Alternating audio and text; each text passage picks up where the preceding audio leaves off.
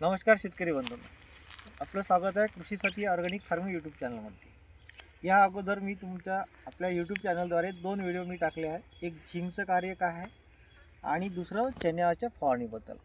आज हा व्हिडिओ आपला सूत्रकृमी निमॅटोबद्दल. हा निमॅटो विषयबद्दल बोलायचं राहिलं तर याचे आपल्याला 3 व्हिडिओपर्यंत सगळी माहिती तुमच्यापर्यंत पोहोचेल. तर मी या व्हिडिओद्वारे थोडक्यात तुम्हाला सांगायचे प्रयत्न करतो. सर्वप्रथम निमॅटो हा आपल्या भारतात 1901 मध्ये दक्षिण भारतात आढळून आला. त्यानंतर सर्व प्रकारच्या जमिनीमध्ये पण त्याचे अवशेष आढळून आले. आता या 2-4 वर्षात त्याचा जास्तच प्रकोप दिसते. डाळवर्गीय पिकात दिसते. नंतर केळी, मिरची, वांगी, टोमॅटो या पण पिकात त्याचे अवशेष दिसून राहिले.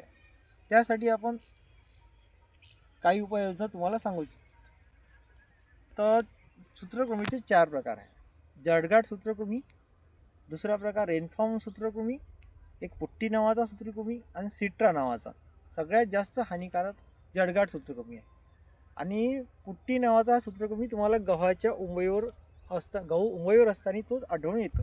पण सर्वप्रथम जळगाट सूत्रकृमी हा झाडाच्या मुळाला गाठी येते. जसं काही डाळवर्गीय पिकाला नत्राच्या गाठी असते त्या प्रकारे सूत्रकृमीच्या पण गाठी असते.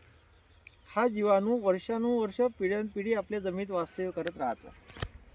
याच्यावर एक महत्त्वाचा उपाय म्हणजे जमीन 4 महिने नांगरणे आणि 4 महिने त्याला तापू देणे. त्यावेळेस तो कंट्रोल होईल. त्याच्यानंतर ऑर्गॅनिक मॅटरचं प्रमाण जास्तीत जास्त आपल्याला वाढवावं लागेल. दुसरं आपण निमोळी पेंट पण आपण सुरुवातीला पेरणीच्या वेळेस आपण फेकू शकतो. तिसरा उपाय कुजलेलं शेणखत 1 क्विंटल, त्यासोबत पेस्लोमायसिन 2 लिटर आणि 2 लिटर गुळाचं पाणी याचं मिश्रण करणे, एका झाडा सावलीत ठेवणे आणि 1 महिन्यानंतर त्याला आपल्या पेरणीच्या अगोदर पिकाला सोडणे. दुसरा रासायनिक उपाय फ्लोपायरम नावाचं एक बुरशीनाशक येते. ते 1 मिली प्रति लिटर पाण्याला मिश्रण करणे आणि जिथं जिथं जास्त तुम्हाला मर रोगाचा प्रकोप दिसते तिथं ड्रेंचिंग करणे. जास्तीत जास्त जास्तच रोग असेल त्या शेतात तर फिरडान नावाचं एक कीटकनाशक येते.